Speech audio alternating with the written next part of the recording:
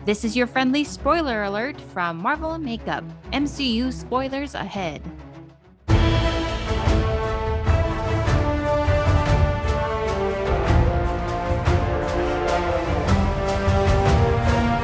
Welcome to Marvel Makeup. I'm Quincy. And I'm Kay. And this is a podcast where I teach Quincy a little bit about Marvel. And I teach Kay a little bit about makeup.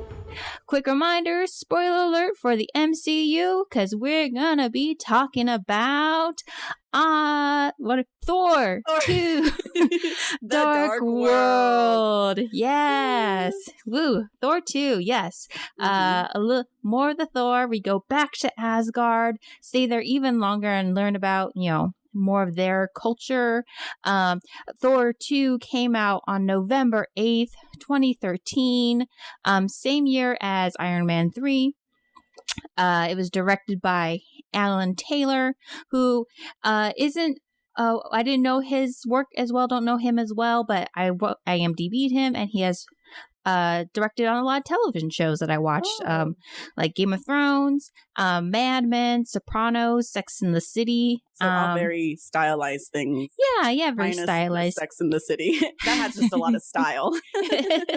Well, sci-fi style, fashion couture style. There could be a lot of crossover there. Yeah. A couple more things that happened in 2013, since we delved into it during Iron Man 3. Was a few more movies that also came out that year. Gravity with Sandra Bullock. Oh, yeah. Sandra Bullock in space. I remember seeing that in the theaters. That must have been a great movie to watch in theaters. Yeah, because, Sandra Bullock in space. It's a lot of her. It's a lot of her in space. And I was like, I'm into it. That call sheet must have been so short. What? That call sheet must have been just Yeah, one, Sandra Bullock. Two, space. Yeah. Though George Clooney's in it for a little while. That's right. Mm-hmm. Yeah. So he was probably, I wonder if he had more time than space. If he got billing over space. Yeah. A couple other movies that came out that year. Frozen, the first Frozen. Oh my God. Has it been that long? The Let It Go of it all.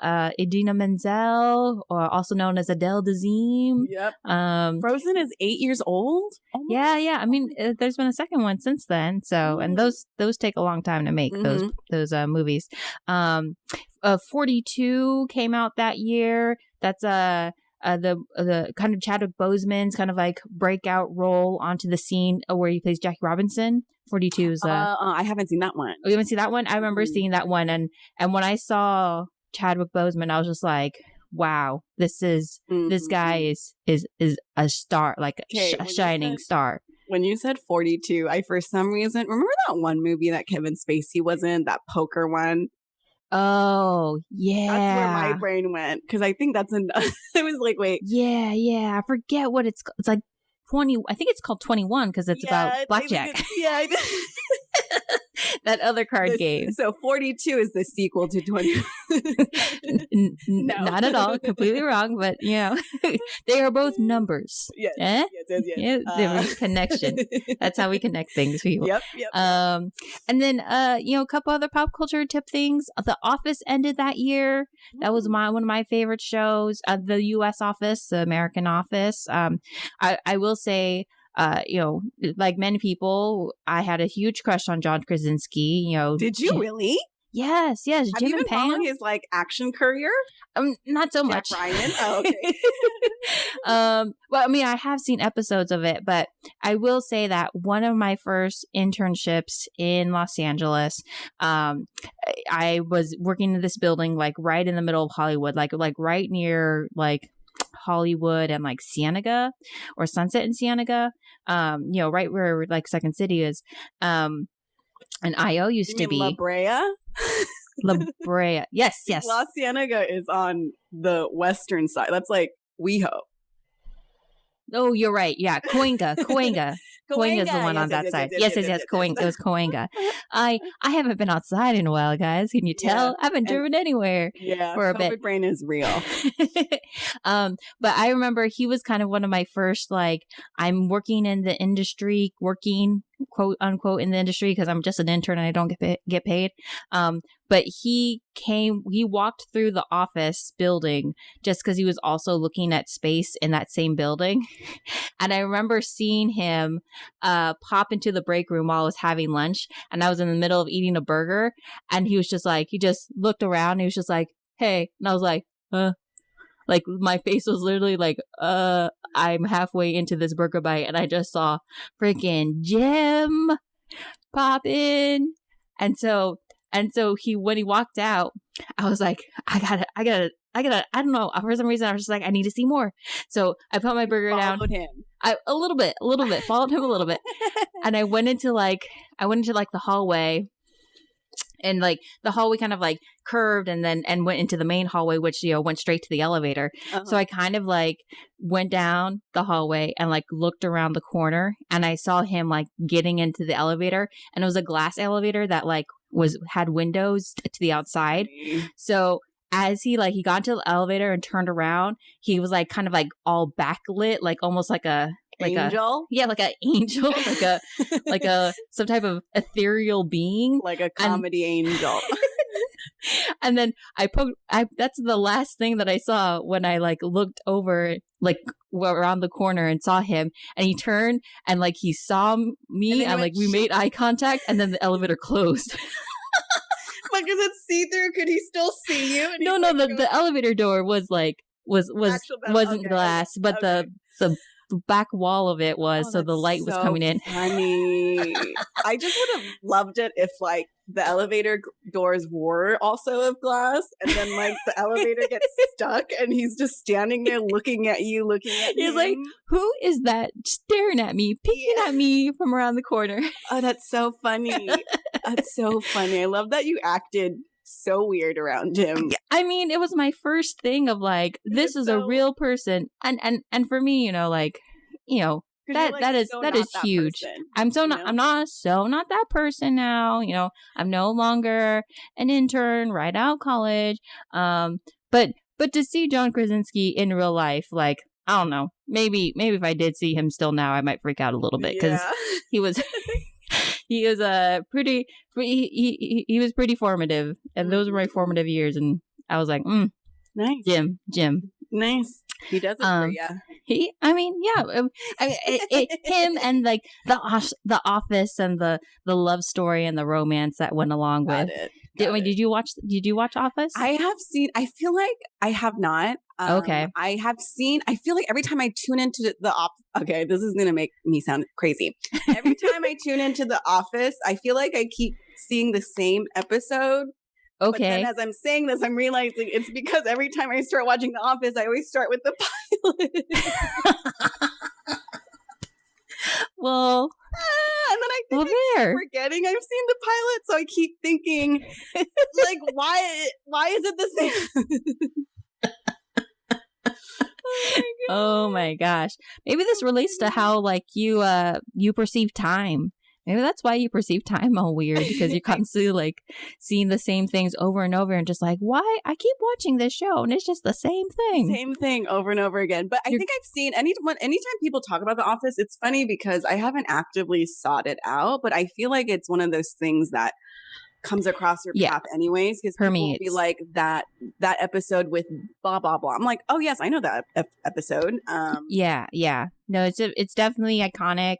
And I can't even say like, you know, the WandaVision of all, you know, it even got to that point. Oh, so technically, Office it's a Marvel show. It's part of the MCU. Well, guys, I did that without even trying. Yeah, we are hosting a Marvel podcast, so I guess if you want to fold The Office into this, we can. We have now. I've made it. Okay. I don't care if you disagree out there, but I just did that. I just did that. I'm down with claiming it. Yep. And then I thought this was funny because I just listened to our first Thor episode, because it's going to be posting in our timeline. It's going to be posting tomorrow. And we had spoiled Game of Thrones for you. Oh yeah. Yeah. You know what? My memory is like Swiss cheese. So I'm like, Yes. Nothing sticks, everyone. Nothing sticks. Well, that was the year that a very specific episode called The Red Wedding. Okay. See, the Red Wedding happened, and even I knew what happened. Oh, do you know? I just remember, like, spoiler alert. Everyone got fucking massacred, right? In that episode, yes. Yeah, yes. everyone, and it was. Sorry, as I'm going there, I'm like, oh, just reminds me of my period. It sounds like. Well, there are connections. It felt like that watching Thor 2 today. I was just like, oh man, like, you know, when she gets possessed and her eyes turn black, and she's like convulsing. I was like, yeah, that's what it feels like when I'm on my period. Like, and then like the ether spewing out of her, and I'm like, like, my period. Yo, the ether is in all of us. The ether is in all women. Yeah. Wow. Well, I mean, what a great place to start or dive in to Thor: The Dark World. You know, you have it starts off with kind of like the mythology of like the dark elves, and Malekith and the ether. Ether, this is a seed. The ether does come back, and it is it becomes a part of the larger journey of the MCU down the line. So I don't want to spoil that too much for you, Quincy, but it is, you know, this is the birth of the ether and what it means to how you know, it affects the MCU. And then you have, you know, not really the introduction, but more of an establishment of Frigga, Rene Russo's character, who is Thor and Loki's mom. So she taught Loki how to do the magic. Okay. Yeah, the idea is she's a witch. She has, you know, she's a woman with magical powers, which is known as a witch in that world. And because, you know, Loki had kind of like, you know, he was not a Asgardian, you know, that was kind of like the idea is that she kind of like nurtured him into the magical type. Okay, I'm gonna tell you straight up, when Dad goes, when Loki's like, it is my birthright to be king, I was like, no, you're number 2. Like, nowhere in king mythology is number 2 ever. Like, that's not your birthright. Well, it was his birthright because he was the son of the king of the frost giants. Remember? Well, I'm like, well, then you're talking to the wrong dad. Okay, like, wrong dad. And then, but when Dad goes, your birthright was left to die, I was like, Dad. Like, that is so rude to say to your adopted child that very problematic. Rescued. And I was like, and that came out, and I know he fucked up. He like so fucked up so hard and like was naughty, to say the least. But I was like, if you can just say he attacked Earth, very naughty. Yeah. But I'm like, if you can say that, like, and I just was like, dude, no wonder Loki's so mad, because this just confirms everything he feels. And if that's what you're thinking, Dad, like, yes, of course he's upset. I don't know. When yeah. I was like, whoa. No, it was not a very healing statement. It was not, you know, okay, let's try to like bridge this gap. It's like, no, bridge has been broken, literally been broken in the first Thor. They broke the bifrost. So Loki is a prisoner in Asgard at the start of the movie. And then you learn that like the 9 realms are in chaos, so Thor's going around trying to like help things simmer down. And he, they have that big fight scene where they're in Vanheim, which is kind of like a planet, and it's the home of the Asian guy in the troop. So I thought that was cool. Like, what? You couldn't leave any of the other white people? Like, it had to be the Asian guy that has to stay? Like, I mean, that was his planet, though, because he was, staying back to, I was saying for, like, the lack of the diversity's sake, like, you just, like, are, like, the person who is going to stay behind, like, it's going to be the Asian guy who's, like, this is my home. Like, none of the other characters were, I mean, was it because he was Asian? That's why? Well, that was his planet. Like, if you notice, like, all of the people running around trying to get safe were Asian. Oh, I see. Yeah, so that was his home, and that's like why he stayed back. I see. I thought they were all Asgardian. No, well, I mean, I think the idea is like some of them they're all Asgardian. They all work for Asgard, but they have some of them are from the different realms, I believe. Definitely him. And then I thought it was interesting that Thor is more the reluctant king in this one, for him to change from like Thor 1 to be like, yeah, we're gonna get them all, and like even when they're all partying, he's all sad and he's just like he misses Jane. I died laughing when at the end his dad goes, man, I have one son who wants to be king too much, and I have another who doesn't want to be king at all. And he just like sits, and it was just such a like dad moment where he's like, man, I can't win. Yeah, he can't win. Just like, what am I doing with my life with these two kids? It was just a funny moment. Well, yeah, and when I did see Thor kind of like moping around after all the partying and stuff like that, I was like, oh, it's very Drake. Like, there's probably a meme out there that's like emo lonely Thor to like like some Drake song. So if anyone's out there and wants to put that together, oh please, email it to us. Like that'd be a nice little laugh. Yeah, I'd love to see that. Yeah, lonely Thor. And then we go back to Earth. Jane is trying to move on. Wait, time out. I just want to say, when he's there on Vanheim and he goes, Heimdall, whenever you're ready. I was like, it's that easy? Not gonna like pause the movie, and I was like, maybe this will work.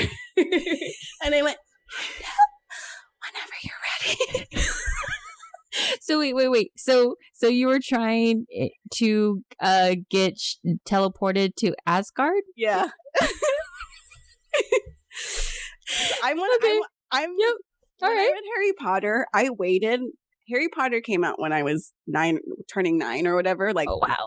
So I was like, I waited for Hagrid to come. I waited.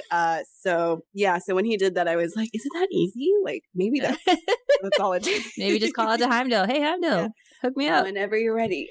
Hook me up with that bifrost.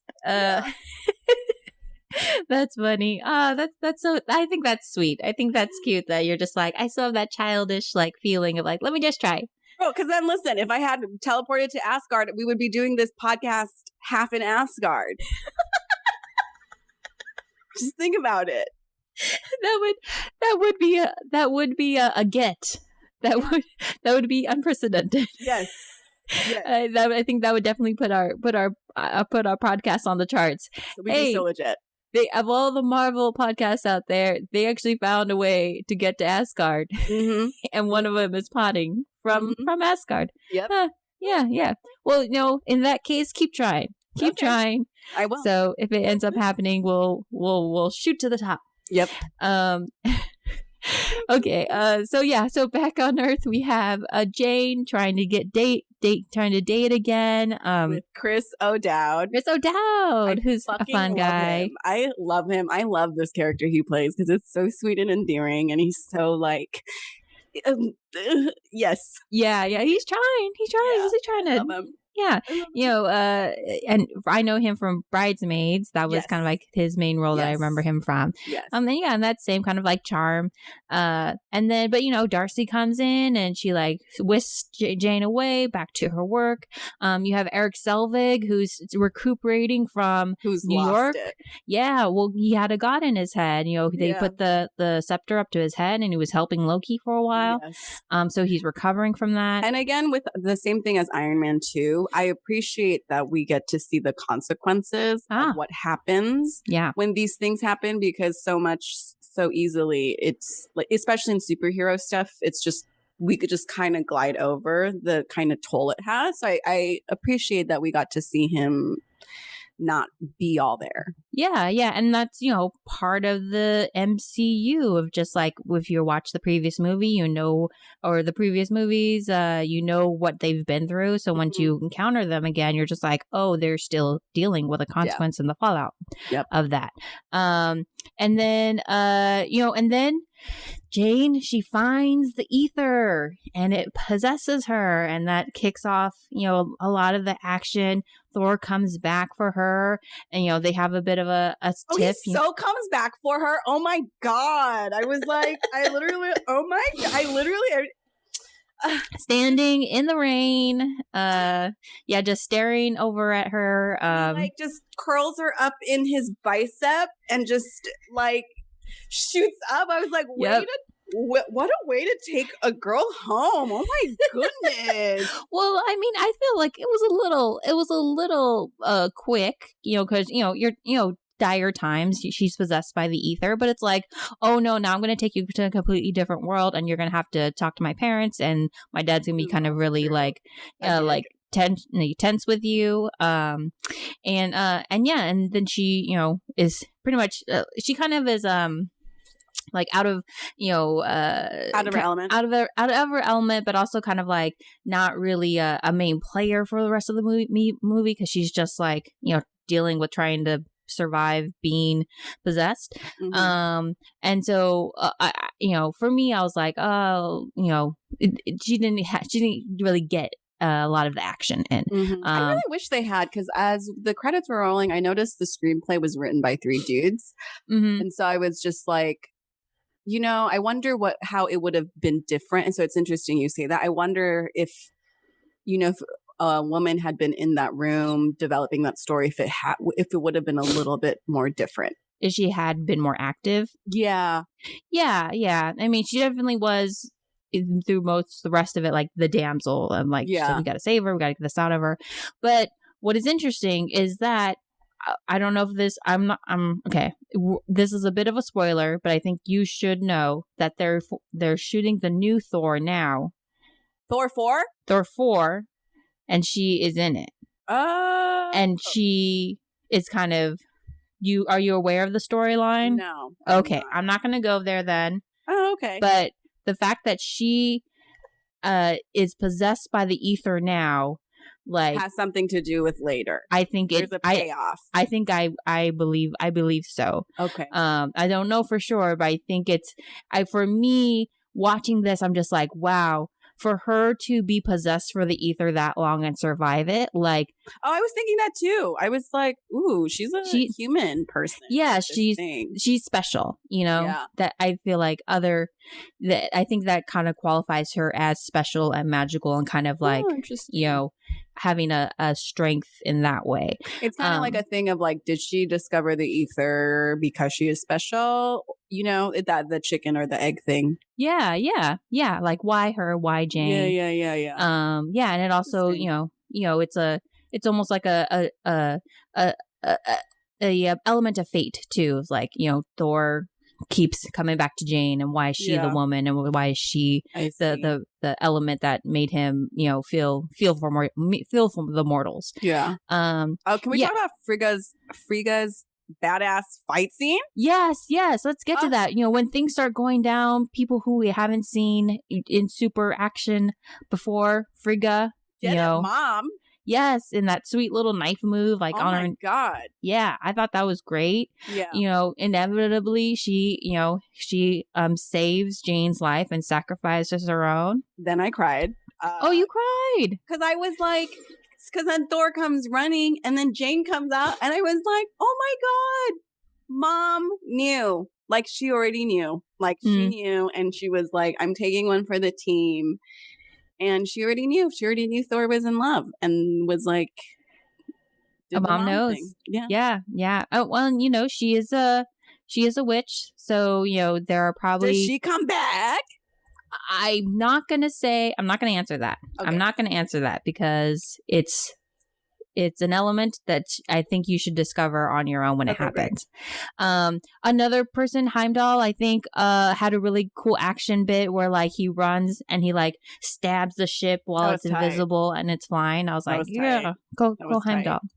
And then for me, the story really kind of kicks into a lot of fun when they break Loki out and he helps them take Jane back to the dark world. Yep. So I love they can that get the ether out of her. Too, just because he had like such a huge grin when he's out and he's like, so what's up? And I was like, that's such a like little brother, like an older brother, older sibling, younger sibling dynamic. Like, he was, like, practically skipping.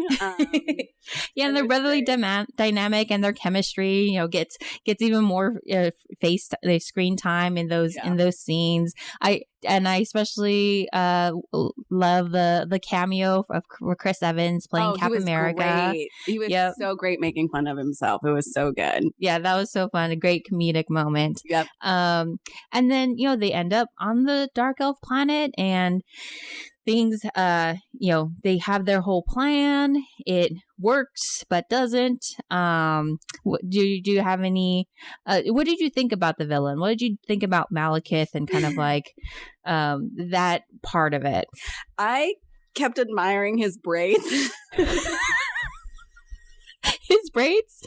Yeah, that's a hard braid to do. I think it's called a fishtail braid. Okay. Like, wow, your hair's done up really nice. Like, you look really good. Your hair's really nice. Okay, dark elf's hair on point. I also was like, it's the same with the frost giants. I was like, these guys' names are dark elves.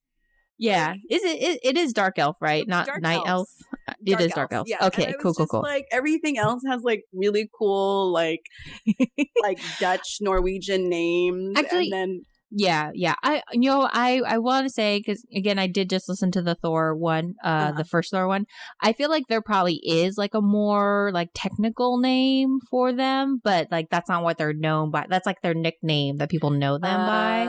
I see. But I feel like if we dig deeper, they just be like the slang name. Yeah, like versus like, you know, species, like more of their like phylum species type name. Yeah. Versus totally. their like, you know. As an evil villain, I was like, dang, you are petty, because like 5,000, they mentioned 5,000 years as their lifespan. Yeah, right? yeah. So it was interesting because that was like a recurring theme, the lifespan, because, you know, they keep comparing his lifespan to Jane's lifespan. It's like a blip, a drop, blah blah blah. Oh yeah. And so, you know, and it was his grandfather Boar who fought them, and I was like, dang, like this guy has been sleeping for 10K years to like then come back to be like, I was like, that's really petty. That's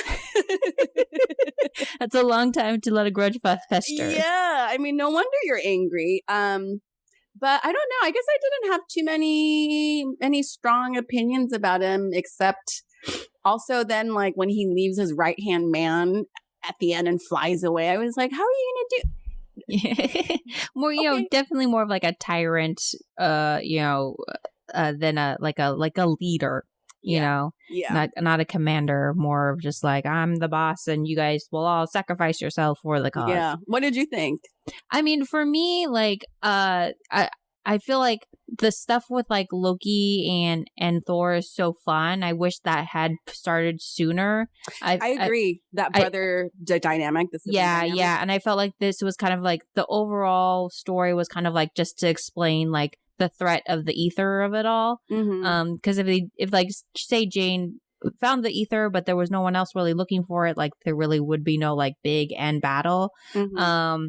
So for me it was kind of just like, oh yeah, he's the bad thing, but like, you know, the relationships, you know. Yeah, I think this one, you know, I know Loki and villains in general are really easy to love because they're so complex and they're like badass and they get like all the cool scenes and lines.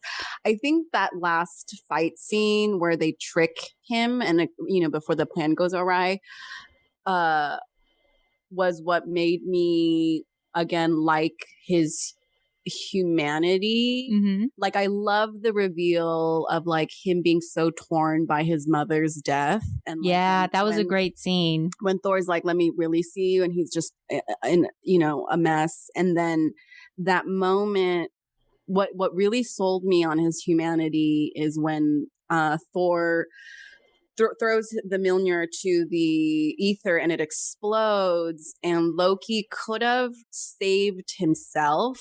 And he sees Jane and he covers her. And I was like, I don't, because you know your brother loves her. And I think if you really did not give a shit, you wouldn't do that. And to me, again, he's that torn character who, like, I don't know, I'll have to think about this, but like, he's just a really torn person who's really fighting himself. And I think in that moment, you know, just the fighting and like, you know, he's teasing him when they're leaving. Like, I just think he's very torn inside, and he's a person who's hurting.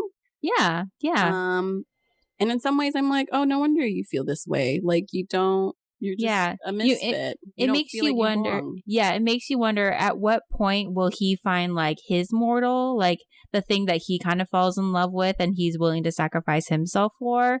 That's why it's really exciting that, like, you know, you see the birth of the relationship in Thor. You see the extension of it in this movie. It keeps going even in the next one, in Thor Ragnarok.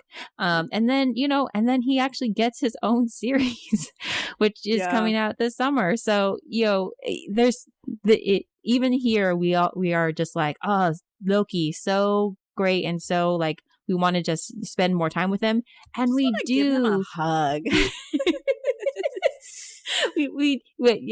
That too, but we get to spend more time with him because they're able to give these characters such longevity in this whole universe, this cinematic universe, which is just unprecedented in you know, this in our culture.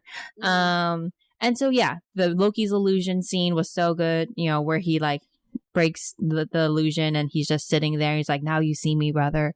And then they, you know, he dies, but as you saw, right, he didn't really die. Spoiler alert.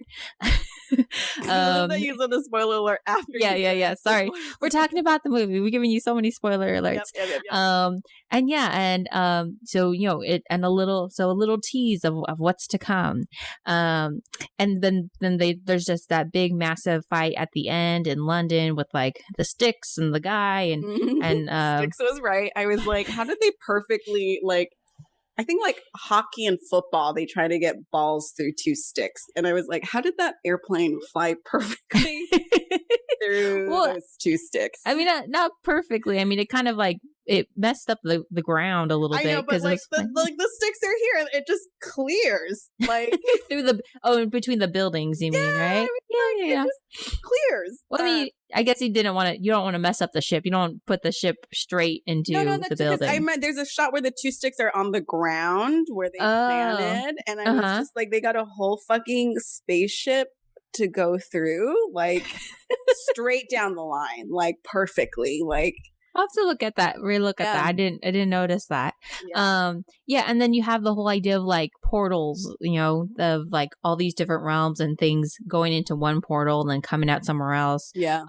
So I thought that was like a cool visual thing, and also it's kind of a reference to the fact of like there are all these different realms, and you know the universe is really big and beyond what the scope of like what we mere humans know of it to be. My only question was with how big this like cloud thing was happening. Cloud thing? Or was like, you know, at one point the ether is like. Okay. It's like a liquid, like an air liquid. It's like coming up. I was like, where's Iron Man? Like, you would think Nick Fury would be like all over this. And I'm wondering, is there an explanation for this like later down the line? I think what's happening is like these are supposed to be, they're kind of happening at the same time. So like, I think Iron Man 3. So they're having a 2020 year. Yeah, and Iron Man 2 are kind of happening around the same time, so they're dealing with these things on their own. I see. So that's why it's not like Colin so and so. It's like you know, his house just got blown up in Malibu. It's like, okay, we can't get him. You know, got it. And I think also the idea too is like this stuff is all happening so much at the same time that like it's not until it's too late for them to be like, oh wait, we should have been there type thing. Oh, like us. Yeah. What's happening to us right now? Well, and what's interesting is like, I don't know if we're ever going to get to this, but at this point, Agents of S.H.I.E.L.D. had started, the TV show. And at this point, they were still more interconnected. So there was actually an episode of Agents of S.H.I.E.L.D. where they show up after the London fight. So they're having to like clean it up and stuff like that. That's cool. Okay. So they are still kind of like, involved, but it's almost like this stuff is happening so fast it's not on their radar yet because they're still they're assessing so many threats. Red tape too, I'm guessing. Exactly. And there is that point where she's like calling, she's like, no one will call me back, Aaron will call me back, Jane will call me back, not even S.H.I.E.L.D. will call me back. Yeah. So she wasn't even on their radar yet, which is so funny because that she comes back in WandaVision and they bring her in. Oh, is that? that she's in WandaVision. Oh, no. I just know it's her and Catherine Hahn. Yes, Elizabeth her Olsen and Catherine Hahn. Yeah. Oh well, okay. Well, Darcy comes back in WandaVision too. So sorry about that. No. I'm grinning because I'm like, I want to watch it, and then you're like, Loki's coming out this summer, and I'm like, I'm not gonna get to see that till next year. Well, this, in our timeline where we are right now, it was just announced that they are pushing Black Widow. It was originally supposed to. I just saw that. Yeah. Yeah. So it was supposed to come out in May. They pushed it to July. Mm-hmm. So we might be done with the MCU watching the shows by the time Black Widow comes out. So you might be depending on how we want to do things, like you can try to watch WandaVision in between. But Black Widow. Are we watching the WandaVision in this podcast together? Yeah. We can do that. I see. Okay. You might be through the movies by then. Yeah. I'm gonna leave that up to you, Kay, to decide. My fate, my MCU fate is in your hands. We'll figure it out. So many things are constantly changing, so that point might be mute at by the time we get there. Yeah. And then you have the after credits. You have them showing up at the collectors. Thanks to last time, there was two. There was the midpoint credits and then the end credits, and I watched them both this time. Yay! Woo! Yeah, you gotta stick in there because sometimes you don't know. I didn't even remember this time that like there also was more at the end. Mm-hmm. So they show up to the collectors and they have the ether and they give it to him, played by Benicio del Toro. Yep. Did you recognize that? Yes. I'm only because I've seen that scene before. I think for a class, like for acting class or something. Because I was like, oh, I've seen that scene. Cool. And so he, introduction of a new character. Mm-hmm. They're planting a seed there, and they do say, the Tesseract is on Asgard, and it's not safe to have two Infinity Stones in the same place. So you learn there the Ether and the Tesseract are both Infinity Stones, which become a massive element down the line. The Ether Stone is that stone he cuts into the right-hand man's gut. Wait, what? Oh no, the red thing that he puts in him? Yeah. That's not the Ether. That's that's a different kind of like weapon. Like in the very beginning when they were showing like the history of the Dark Elves, they would like crush that red thing and become like the monster type warrior guy. I see. Okay. Yeah, so he stabbed him and put one in there so they wouldn't detect it. Because I thought the Ether was not a stone. Because I feel like earlier on someone was saying it's not a stone. So. No, you're right. Unlike the other ones, it doesn't. Its natural form is like that liquid thing. Gas. But like if needed and if someone has enough power, they can consolidate it into a stone. Yeah. So that was how they ended it up. You see them give the ether to the collector. You see Thor come back for Jane in a big romantic kiss. And then just before we wrap up, did you see the Stan Lee cameo? Yes. Yeah. This was the first time he wasn't in a close-up. Oh. Yeah. Okay. All the other ones, like he was like you saw his face. And this one was the first time he was like in a wide shot, but it was great. He was nailing those one-liners. Yeah. Just, fun little joke in and out. Yeah. And we had our Lee moment. Just made me wonder, like, what it's like when Stan comes on set, what that must have been like for his moment. Like, yeah, everyone on set must have been like, woo, Stan. Yeah. No, I in the behind the scenes footage things I've seen, everyone always says it's like such a treat because he not only like would like show up and like be super into doing the job, but like he'd be down to like spend time with any person who was just like, can I say hi, and like he felt the love, and obviously there was a lot of love because he is one of the fathers of the whole thing. Yeah. So that was Thor 2, The Dark World. Yeah. A fun movie. Really, for me, the favorite parts again were like the scenes between Loki and Thor, and them just expounding more on that kind of like sibling relationship. And then Jane gets possessed by the ether, which Quincy believes is similar to what it's like when she has her time. She just had her period the whole time. If they just would have known, that's how we need to know. That's how we know we need to learn more about the female anatomy. Or maybe I'll just start calling my period the ether. I mean, because the way she was passed out on that boat, I was like, yes, girl. That's me PMS. Just I'm out. I'm so sleepy. It's bad. It's like exhaustion. Like, honestly, I think I'm going to start doing that. It is the ether, because literally when I feel like PMS changes for women as I feel like, and recently it's been like pure exhaustion. And when she's like out on the boat, I'm like, yes, that is what I do. That's literally what I look like. Yeah. Cool. Well, on that note, that incredibly funny note, let's transition into our stretch and share.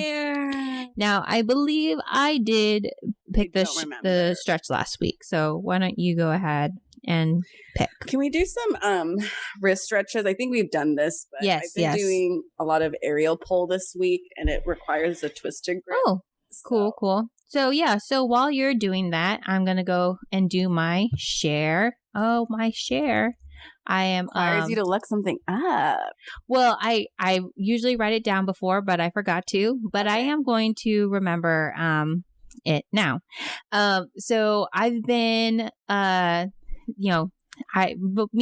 me and Quincy are both aspiring writers, our writer, comedian people, and I've been starting to delve into like a new story to write for my portfolio, and I've been digging into my past experience with my dad, who used to play Hawaiian music when I was a kid, and he was in a band with a bunch of my uncles, and they were called Island Blend. They even cut an album.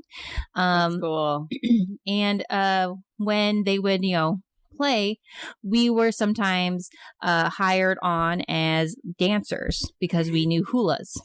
I feel like that's such a dad thing to do, to be like, I'm just going to make my kids be a part of this thing that I'm doing. Well, and the thing is like, we weren't professionally, like, we weren't like professional dancers. That's what I mean. Like, but the fact that he had, I think that we were kids, like, it made it cute, It made it cute and endearing.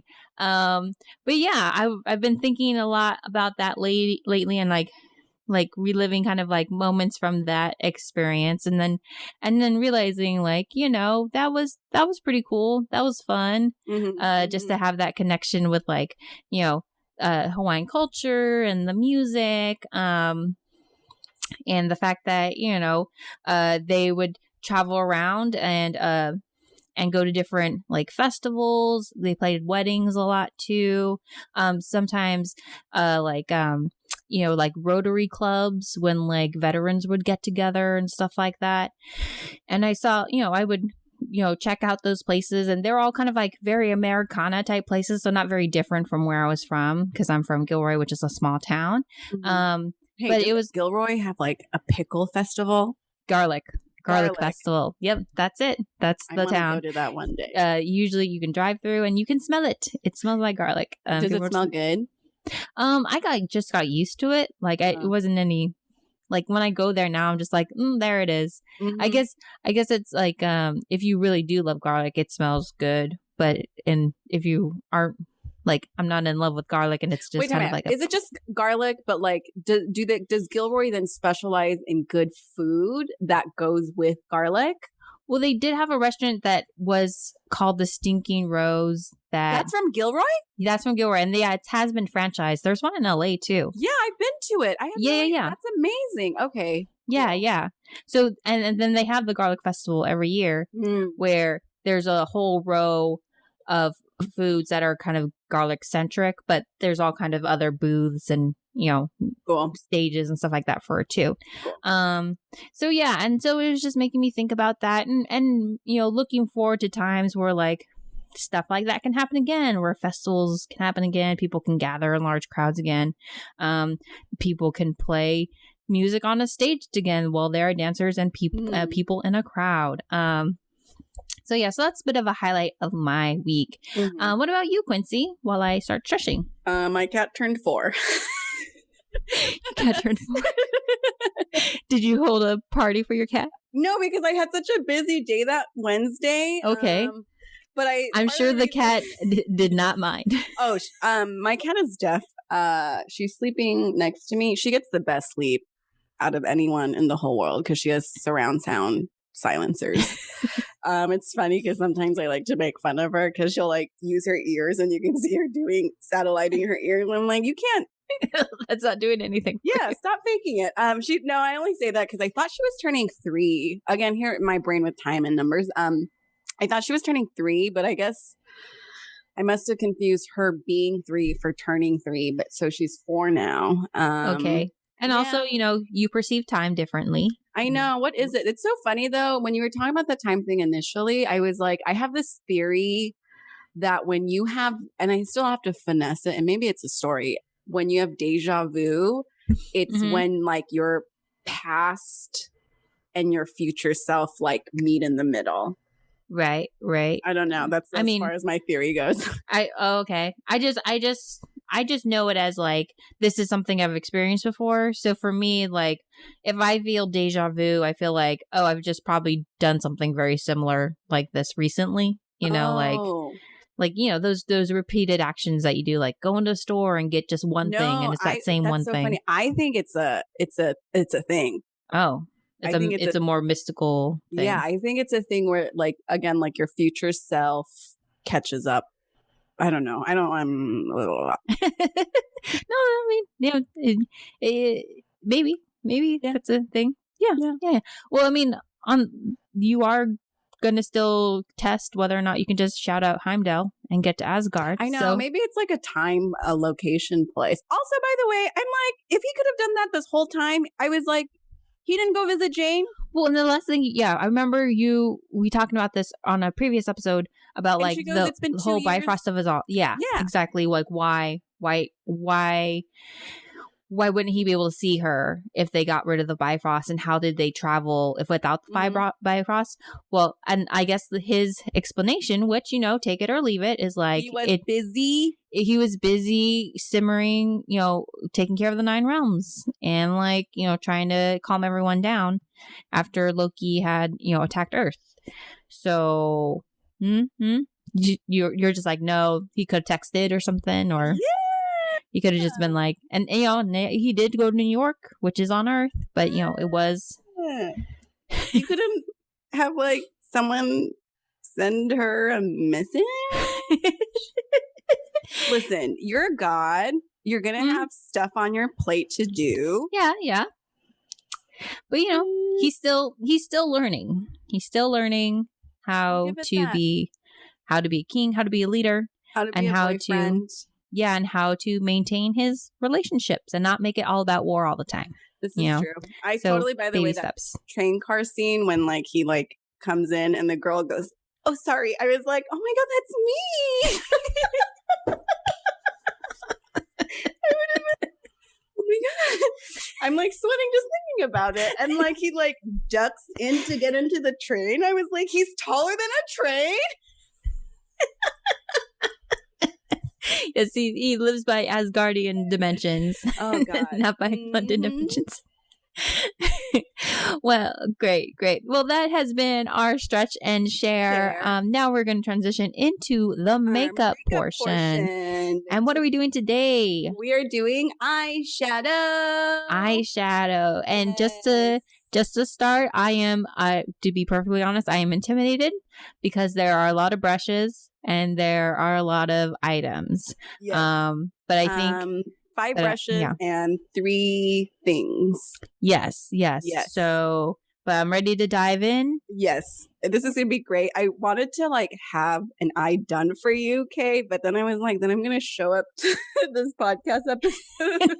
Is what one eye done. Maybe I'll do it. Maybe if it's better for your edification just to see, and then we can build it. Well, and one quick thing. I don't know if you noticed. Yes, I do notice. You do? Yes, your face looks so even and good. Okay. Oh, did you put some blush on? No, I put eyeliner on. Oh, wait, hold on. I put eyeliner on and I use the crimper. Yes, I think I can see your eyelashes flaring. If I do this. Yes, Kay, that looks so good.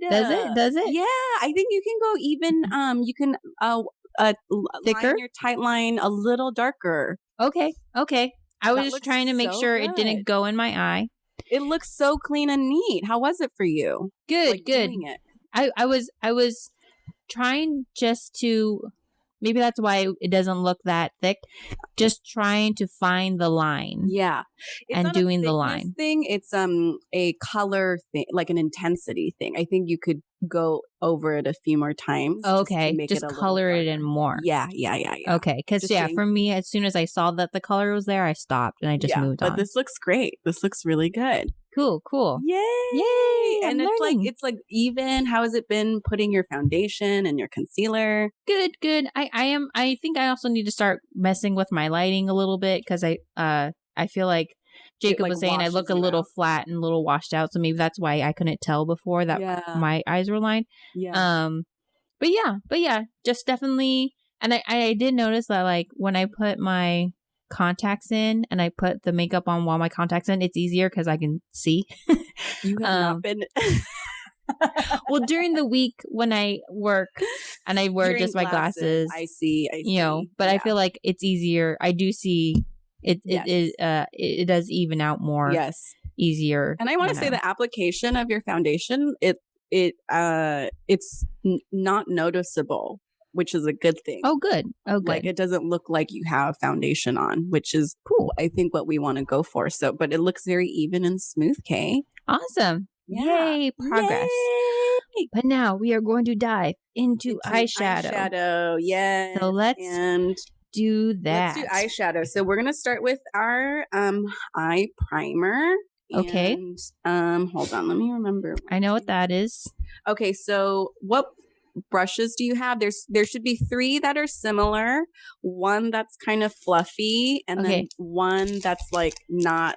I didn't take them out of the packages because then I wouldn't be able to tell them apart. So I got Pro Firm Blending Crease Brush. Pointed blended. You're gonna have to show them to me. Oh. There's this one. This is the crease brush. This is the pointed blend brush.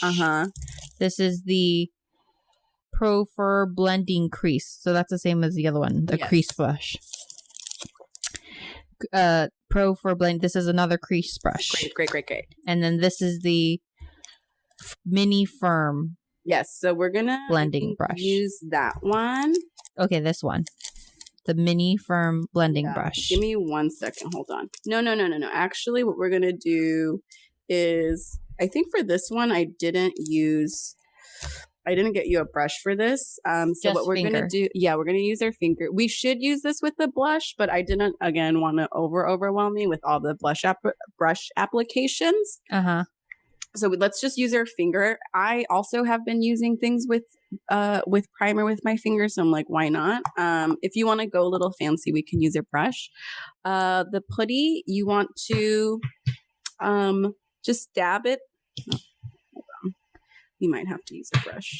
So this is a primer similar to like the face primer? Yes, but this is specifically for your eyelid. Okay. And so I'm just gonna pat it on. So what's the objective of priming your eyelid? So it's to make sure that the pigment, the color of the eyeshadow adheres, and it makes it longer lasting. It also smooths out your eyelid so that it creates, remember, a smooth palette so that the color adheres better and you can see it.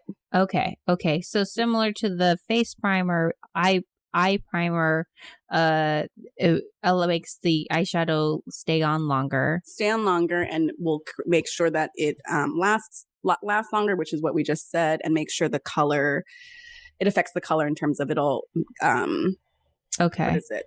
So I'm using my finger. Yes, and then use like a ring or a pinky finger, just because the skin around your eyes are delicate and you don't want to like smash your eye. It's pretty dense. Yeah, it's kind of you can warm it up by rubbing.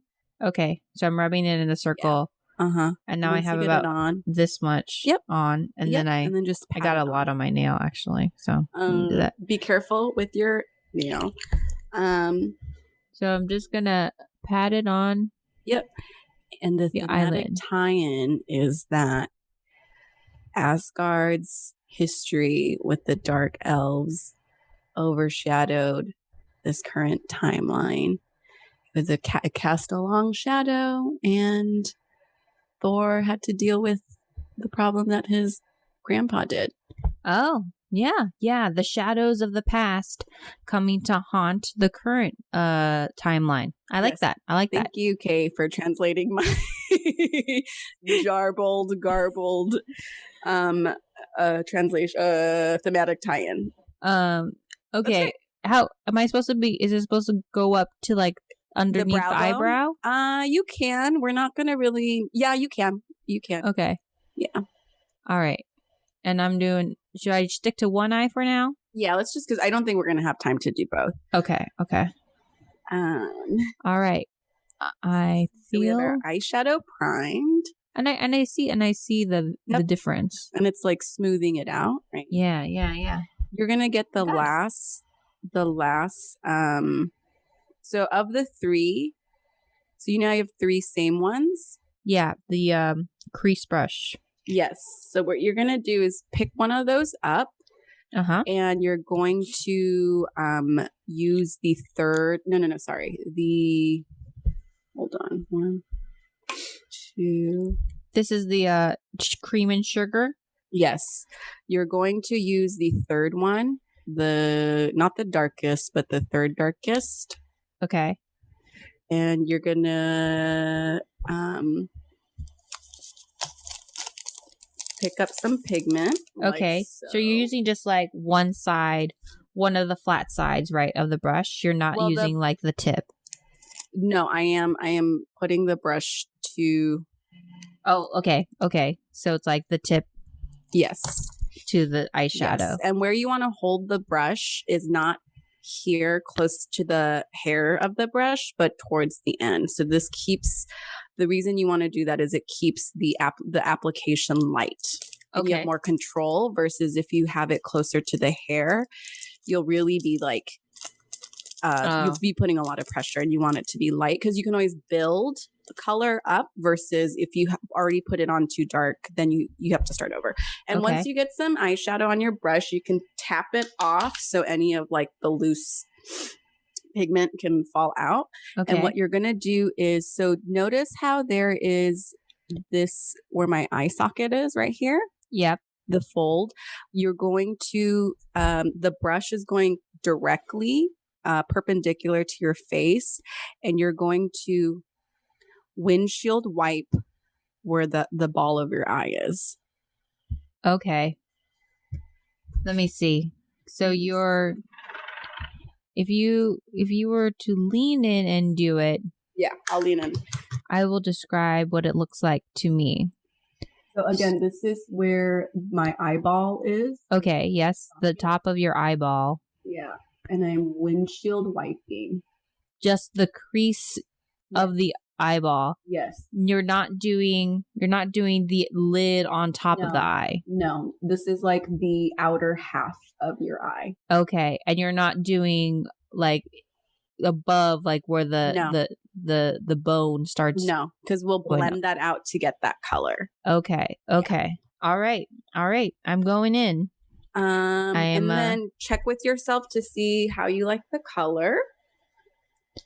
Okay. And if it's enough color for you, you can stop. Okay. If you want to amp it up. How do you like your color so far?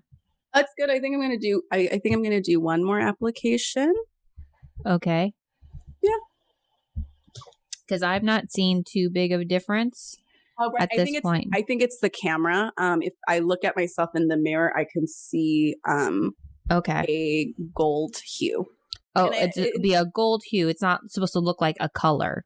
Yeah, I deliberately picked very nice neutral colors so that if you chose to do this for an everyday look, you would have it. Okay, so I'm gonna try it. I'm gonna look at this mirror here on my side. Okay. Problem one. I'm not. How do I look? How do I shape my eye to do it? So when you're looking at the mirror, look at it straight on. The brush comes in perpendicular. It's not at an angle. It's coming straight on. And you're just relax your eye, look straight ahead, and let the brush do the work. All right. We're going to try that. I sound like I know what I'm doing. Of course you do. Well, part of it I struggle with is like explaining what I'm doing to you in a way that makes sense. So I'm glad I was able to articulate my thoughts. Yes, Kay, that's very good. Okay. I feel like I'm having to like raise my eyebrows a little bit. Then again, do that thing where last week hold on. Oh, tilt my head down a little bit? Yeah. Yeah, because if I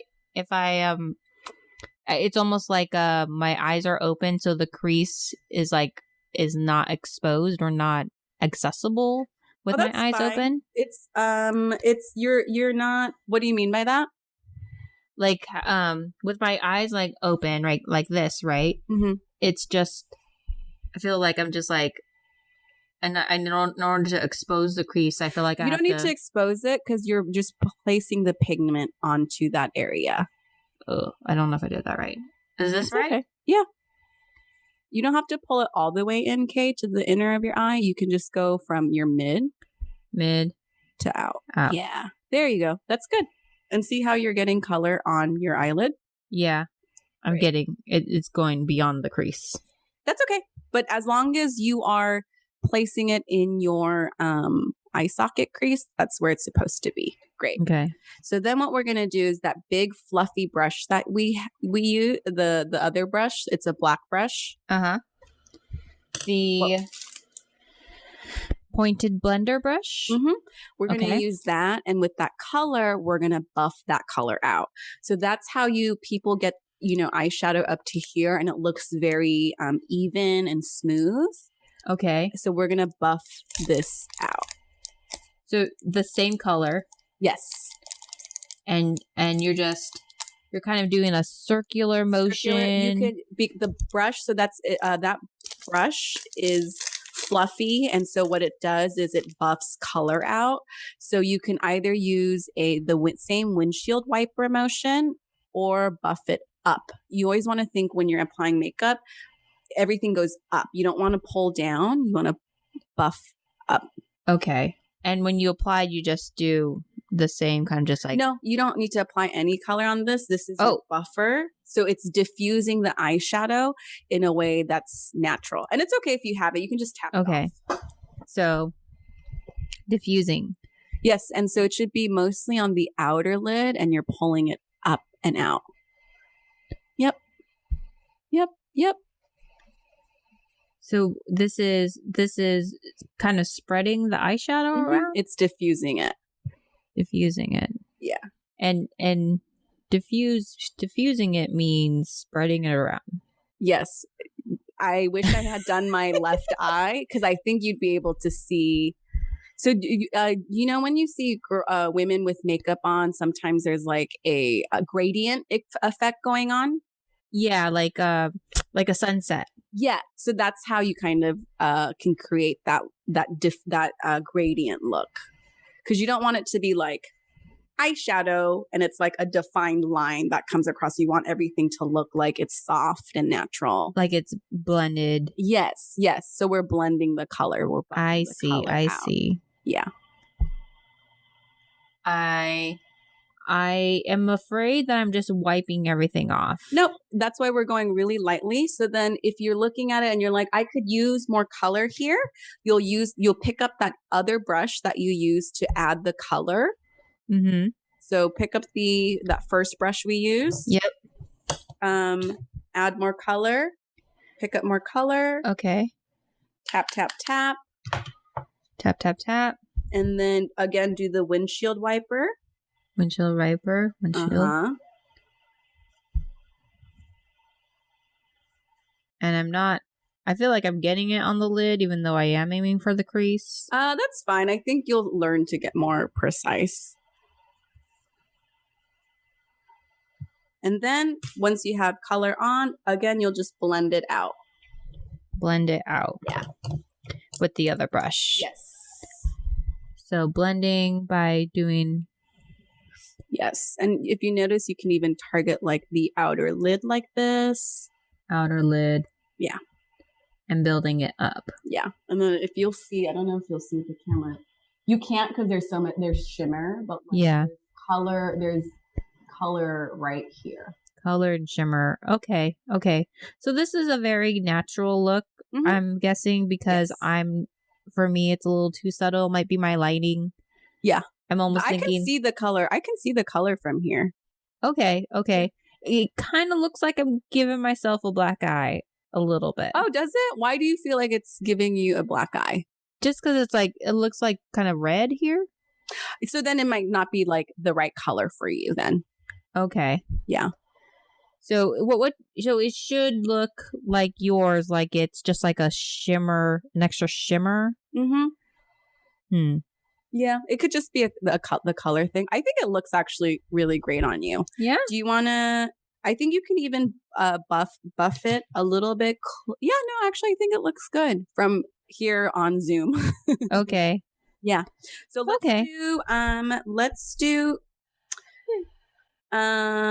let's do a darker color.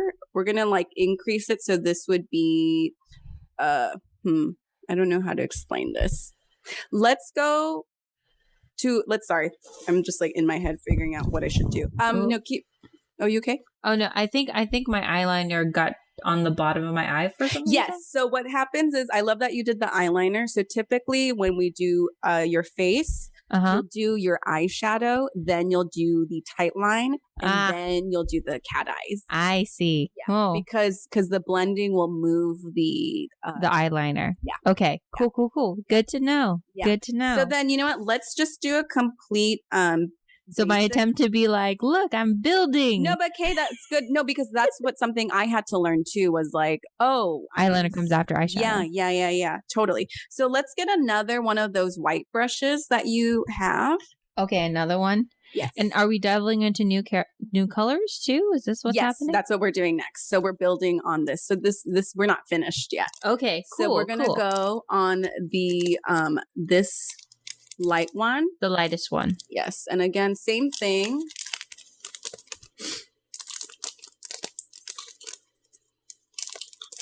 Also, I don't know if this is really going to look on me. We're doing part ASMR, because I'm just trying to get this out of the package.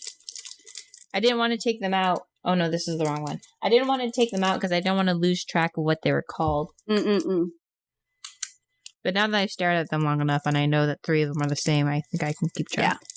So this one, what we're going to do with the light one, we're doing now the inner corner of the eye, and you'll just be pressing the color in. We're not going to be windshield wiping.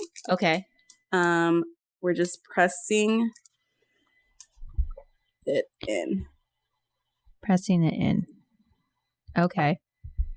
And I feel like you're going along the eyelid as well. Yes. As in the crease. Yes. This light color might not be different enough. Okay. Yeah, and that's actually a question I've always had. How come they always come in like 4 colors or in like multiple sets? So we're gonna go through it and okay. Yeah, so we're right now the third one is kind of our like base coat. Okay. And then this light one we added to the inner corner. So essentially now if we were in person, what you would see is that gradient from like light to dark. Okay. Yeah. Okay. Got it. Okay, so I'm putting this in the inner corner. corner. Yeah. Okay. And the reason you're pressing it in is because you want the color. Just pressing it in. And I'm kind of half doing this thing. Yep. To expose. And then how far towards the middle? Do I go towards the middle or do I just? So you want to go because you're essentially what you're doing is you're trying to create like an eye, this like eye shape where you're with the shadow. And so what we're doing is we're placing a lighter color in the inner corner of our eye and we're making this area darker. So what that does is it emphasizes our eyes and makes our eyes look wider and bigger than it actually is. So almost like a feather type shape. Yes, it kind of feathers out. Okay. So you'll press it. You don't want the white to go to your eyebrow. You just want it to be kind of keep it tight and keep it on your eyelid. Okay. Yeah, okay, that looks really good. I will study this in the mirror later because on the Zoom it doesn't seem I don't think I can see the subtlety as much. But maybe as we add more colors it will all come together. Yeah. But I do see like the little sunsetty. It's interesting because like this eye, I haven't done anything. This eye is the one I'm working on.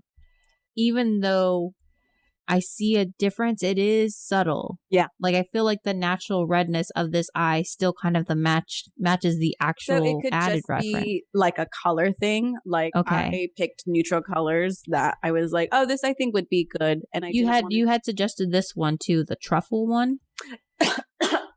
So the truffle one. Oh, you have that one. Oh, yeah. I didn't know. Yes. So what you would do, let's say we were using the truffle one, you would have used the brown one in the middle. And then you would use the shimmer for the inner corner. This one. Yes, that would be your first coat. One. Yes. Okay. Yes. Now we're going to go, we're going to build and make it darker. So I think this is like a good basic, like I have some eyeshadow on. Okay. Without overwhelming. Now get third brush. The third crease brush. Yes. How do you keep track of all the brushes and what colors they use? I think. Oh, and then you'll want to clean your brushes after this. I'm kind of a stickler for. I used to not when I was younger. Now I clean my brush after every time I use them, just because a lot of bacteria can. And this is part of skincare too, can just sit on your brushes. And then I've noticed when I ran out of my brush cleaner, I broke out because of the buildup on the brushes. Ooh. Yeah. I've never cleaned the brush I use for my foundation. You should clean your brush. Okay. Yeah. We'll talk about that later. Yes. Maybe we can do a whole brush cleaning day. Yes. And so you'll grab this. It's the same thing. You'll you're using the darkest color. Yes. And this is probably, hopefully, if the colors, the pigment is good, you'll be able to see a bigger difference. Okay. Cool. Grab some color. Color. Oh, and in terms of asking how to keep track, as you start using your brushes, you just kind of recognize, oh, this is the colors. The round fluffy one that I use to blend, because this one is flat, so I have to use my concealer for that. So you'll start to see, you'll get used to it. Okay. So you have the dark color, and this one, again, you want to go for the windshield wiper effect. Windshield wiper in the crease. Yes. And then, so like the same action as the first one? Yes. And do you see how the color's already there? Yes. And so if I want to build, I'm windshield wiping. And when you windshield wipe, are you doing the whole eye or just till the middle? So I'm doing it to the middle. To the middle. Okay. See how the color does not pass The middle. Like halfway. Yeah, so now there's some color there, Kay. So that was with that. You're going to get your big fluffy blending brush The blending brush, okay. And you're going to, again, do the same thing. Buff it up. Buff it. Okay. And you're blending it. I'm going back and forth across the eye. I'm using a circular motion to build it out. And so now you can see I have eyeshadow on. Okay. And so it's not looking exactly like how I want it to look. Do you see how like in the middle, it kind of looks like it just stops? Yeah. Right. And so again, to smooth that out, I'm going to blend that using my blending brush. And you're kind of doing a circular motion even though you're in the crease? Yeah. And you can, blend it out this way. Okay. And so now do you see? Yeah. It's a nice little, here, I'll come closer to the screen. Yeah, nice little gradient. Yeah, it's a gradient starting here. I'm like, this kind of looks like it's a hard line, so I could add some more color and blend the color up. Huh. Okay. Okay. Let's give this a go. Yeah. All right. Putting it in the crease.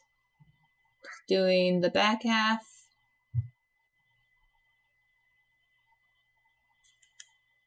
Okay. And then I see it. And then we're going to buff it. Yeah. And then do this. Yeah. I'm going to see if I can. And then, I'm trying to stick to the crease, or am I also you can gently starting to start pass? To buff. Yeah, you can pass the crease with the blending. And also the eyelid, right? Yes. You can start pulling it up. Okay. Circular motion, pulling it up, blending the colors. And then, Kay, if you want, you can pull your hand position a little further back. Yes. I was like that when I was writing too. Like as a kid, when you're learning cursive, like I would grip the pen and like hold it really, really close. Yeah. I think it's the farther away from the pen part. Yeah. It made me feel like I didn't have as much like control. But sometimes I was ambidextrous. Huh? I was ambidextrous when I was little. Oh yeah? Yeah. That's cool. Vividly in kindergarten, my teacher making me have an appointment with my mom. They called her in to be like, she's not writing, she's switching. And they made me pick. So then when I play basketball, I'm not very good. I'm left-handed. I dribble with my left. But you write with your left? Oh, right. Interesting. Okay. How's it going, Kay? I don't know. What do you think? It looks good. I think you could blend the inner corner a little bit more. I think you went a little bit heavy with applying the color. Which color? The brown. I think you could just blend it a little bit more. Blending it more. So I'm circling the dark stuff. And just continuing to wipe it or blend it. Yeah.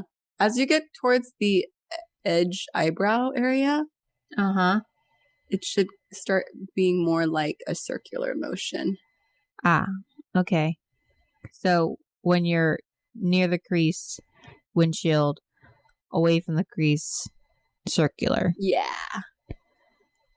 Okay. And then the way this look would all tie together is then if you used eyeliner to do the cat eye. The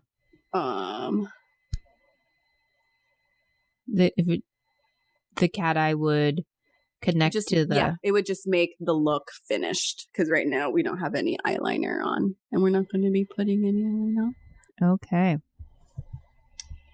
What do you think? I like it. What do you think? I think you could blend this a little bit more. I don't know in the middle. Is that I know you say blend, and all I can think to do is just keep rubbing it. Is that?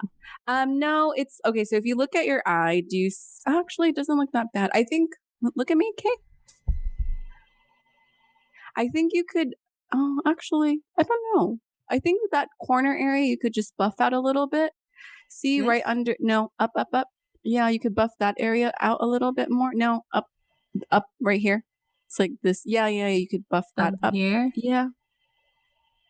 Is there eyeshadow? Is there eyeshadow there? No, but it feels like what happens is, see how this is just very even and you don't see it where it's like all of a sudden white and then eyeshadow. Okay. And I think that edge. Okay. So I am trying to cover the whole area above the eye. It's not covering it so much as you're making that line diffused and fuzzy.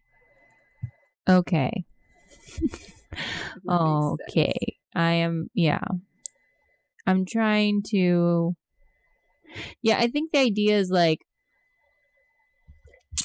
to me, at this point, it all looks just like rubbing a brush on it, you know? Like, I'm not really, I'm not sure my intention yet with the brush strokes. So, like, you know, like you say, like, diffuse the line. And I'm just like, okay, I'm going to keep rubbing it and see what happens. Here, let me show you. Maybe I should show you like a bad example. So let's say, this is what my eye looks like. It's all blended nice and stuff. Let's say I went in, and the reason we blend it is because you want the color to come out like at a nice gradient. But let's say I applied the eyeshadow here thinking, oh, this is where brown is, right? Do you see how the way I've applied it, it's just now sitting on my face? Yeah. And now I can't get that nice diffused look because I've just added color. And so if I'm going to blend it, it doesn't make sense because my eyelid doesn't start here. My eyelid starts here. And so you want to create like a nice soft effect because all we're trying to do is create dimension on our face. So by creating this nice soft shadow, I've created this nice dimension on my brow bone. But if I just slap color on, now you can see, oh, she's applied eyeshadow right here. Okay. All right. I feel like I've done that. I've done that here. Like, I feel like there's eyeshadow here. Yeah. So that's why, do you see right here where the line is? You can just, you can buff that out to make it. And when you say buff, you mean just do the circle stuff? Yeah. And how do you know when it's buffed? Because see here, do you see how there's a distinct line between this part where it's white and this part where it's dark, right? Okay. Buffing it is so that it's smoothing that out. So it's not creating more. Okay. I see. Not creating such a distinction. So see, now that it's a little softer, it looks a little bit more natural right here. And then so here again, I have, you can see where the eyeshadow stops, right? It's like, okay, this is where her brush stopped. Let's fuzz out that line, that boundary of eyeshadow. Okay. And so when you are buffering, are you buffing? Buffering. When you are buffing, should you're diffusing the line, so it looks more like a gradient. Yeah. But but I guess, and what I'm seeing my face right now, I feel like it isn't it doesn't like shade, you know. It feels like there is a part with color and there's a part that's not with color. So it could just be also the wow, I look crazy. It could just be the eyeshadow pigment too. You could build before we get to dark, you could build. So let's say then you can go back and let's say you're like, oh, I added the dark and like now I can't really see the third color I added. You get that third color brush. The original one? Yeah. Yes. Go back and build on it. And you keep going back and forth blending. Okay.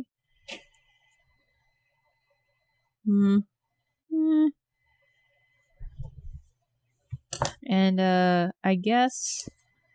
And so, how long did it take you to like get to a point where just like that looks right? That looks like blended. Like if you look at it now, okay, like compared to this one, like this one I would still need to clean and wipe off, right? Because this one just looks like, if you look, like this is just really dark right here, right? Yeah. Like this looks like a black eye. On. Yeah, this looks like a black eye. Whereas if you look at this eye, it's like, oh yeah, that eye looks nice. Like it's more subtle, soft. It looks subtle. Like I'm sure if I swiped on some eyeliner, you'd be like, oh yeah. Okay. I feel like, and again, this color might not be for you. I thought it was neutral enough that it would work for, I picked up eye palettes for me and Kay. And I thought it would be a neutral enough color that it would look good on your skin. But I'm realizing you're a lot more fairer than I am. So it just might not be flattering your skin tone too. Okay. It might be the lighting too. I might need to mess with that. Cool. I will say, I see the difference between the eyes. Mm-hmm. It does weird me out that like the colors look the same pretty much on both sides of the eye. Yeah, this could just not be a flattering color for you. Like that's well, I'm just saying like it just seems more intense on one side. Yeah. So yeah, I guess I'm when I think eyeshadow, you know, I think of like I think of like people when I see like when I think of eyeshadow, I think of things that I notice. Mm-hmm. I guess whenever I would notice eyeshadow, it's like colors that I notice. So someone will have like green, you know. Yeah, and that is eyeshadow too. And that's definitely like a look you're committing to. And but I figured we'd go with a natural eyeshadow since unless there's a part of you that I don't know. Like I figured you wouldn't want to show up to work with green eyeshadow. Yeah. No, I guess my mind is adapting to the idea of like the natural look. Like it really is a natural look because my left eye is naturally those colors. It's just accentuated more on one side. Yeah. And I think it's just like something I need to get used to of like, oh no, this is normal. Yeah. Well, here's the thing. I thought natural was just not putting any makeup on, but I also realized like if you're going for a natural, and like also this has some shimmer in it, so it is a little bit fancy. But even like natural is also a look. It's not just you want to still accentuate your eyes and your cheeks if you want to go for like a natural sun-kissed look. I'm also realizing now I probably was rubbing the brush too hard because I can feel my eye feeling a little like sensitive inflamed and red. Yeah. So maybe that's why that it doesn't look as blended because I've inflamed it a little bit. Yeah. But it looks great. I just think you need to work on that little inner right here, but the outer looks really good. Okay. Yeah. Okay. Well, you know, do we have time to add glitter or no? I think we should hold off on the glitter for now, just because we're running a little long. But I think also for my sake, I feel like this is a good amount for my brain. Yeah. Okay.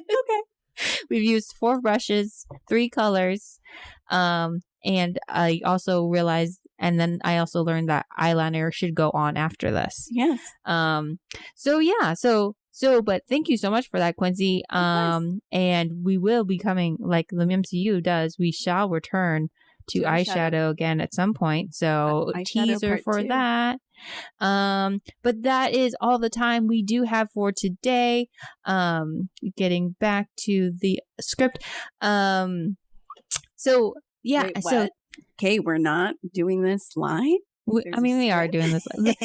There's a bit of a beat sheet script that we rarely use correctly. So don't feel duped. But that is all the time we have. Thanks so much for listening. And if you'd like to reach out to us or find out more about us, find out more about Marvel makeup, see, the script does nothing for us. Go ahead, Quincy. And if you'd like to reach out to us or find out more about Marvel and Makeup, you can follow us on all social media at Marvel and Makeup. And you can email us at marvelmakeuppod@gmail.com. Please rate and review and subscribe wherever you find our podcast. Please give us 5 stars so that our Asian dads don't hire us to work for them anymore. Oh, they're always gonna do that. Yes, thank you so much again. This has been Marvel Makeup. We'll see you next time.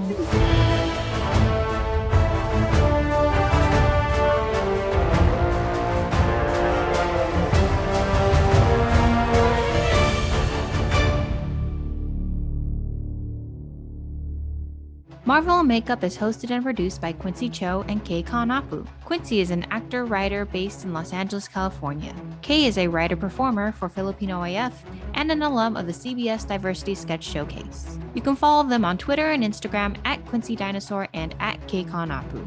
The music for Marvel and Makeup was composed by Clarence Yap and our artwork was designed by Patty Lynn. You can find them on Instagram at Clarence_Yap and at pattylyn.jpg. See our show notes for even more info. I don't know. I just picked it because I thought it would be good, but now I'm wondering if it might not flatter your skin tone. I mean, it looks like my other eye, honestly. Yeah. I mean, I don't think it should look like the redness of your other eye. Okay. That's what I meant to say. It's like, you said it's so natural. It looks like the eye that has no makeup on it. No, that's wrong.